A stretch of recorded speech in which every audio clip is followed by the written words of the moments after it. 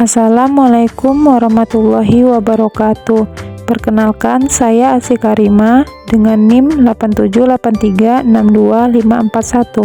Jadi, pada praktikum ini saya akan melakukan pengamatan pada lensa cembung dan cermin cekung. Tujuan dari praktikum ini yaitu: pertama, menunjukkan jarak titik api atau F pada lensa cembung. Kedua, menentukan kekuatan lensa cembung atau P. Ketiga, menentukan jarak titik api atau F pada cermin cekung. Baiklah, alat dan bahan yang saya gunakan dalam praktikum ini yaitu yang pertama, lensa cembung. Kemudian, cermin cekung saya menggunakan sendok. Kemudian ada lilin sebagai sumber cahaya.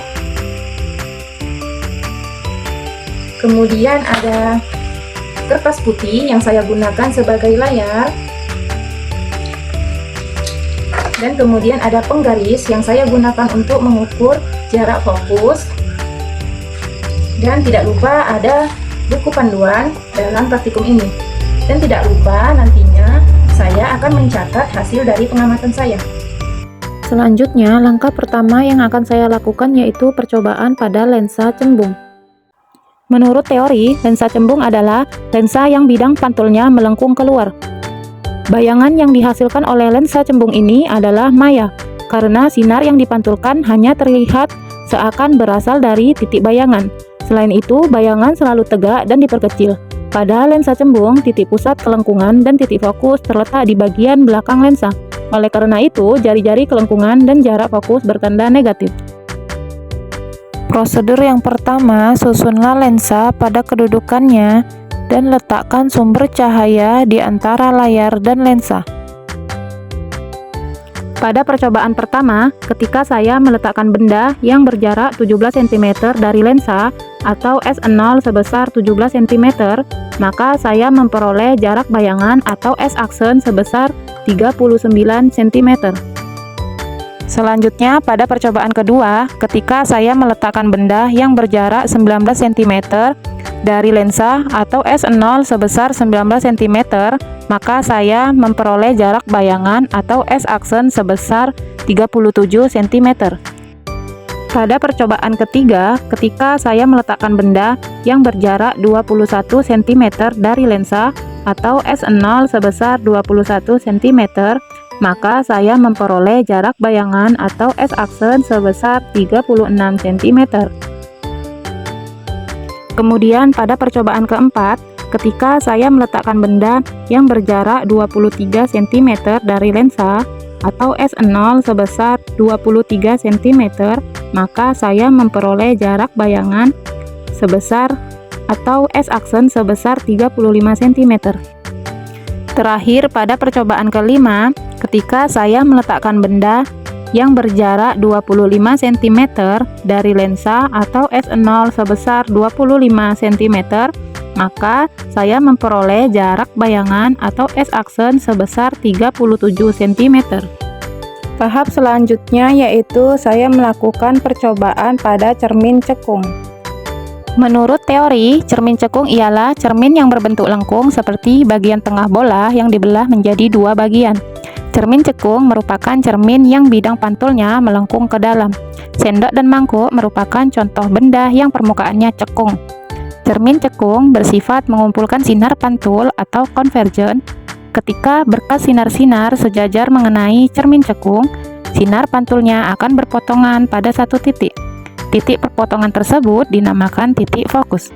Selanjutnya, prosedur yang dapat dilakukan untuk mengamati cermin cekung yaitu susunlah di mana sumber cahaya berada di antara layar dan cermin cekung. Pada percobaan ini, saya menggunakan bagian dalam sendok sebagai cermin cekung. Pada percobaan pertama, ketika saya meletakkan benda sejauh 5 cm dari lensa atau S0 sebesar 5 cm, maka saya memperoleh jarak bayangan atau S-aksen sebesar 28 cm. Pada percobaan kedua, ketika saya meletakkan benda sejauh 7 cm dari lensa atau S0 sebesar 7 cm, maka saya memperoleh jarak bayangan atau S-aksen sebesar 33 cm. Pada percobaan ketiga, ketika saya meletakkan benda yang berjarak 10 cm dari lensa atau S0 sebesar 10 cm, maka saya memperoleh jarak bayangan atau S-aksen sebesar 32 cm.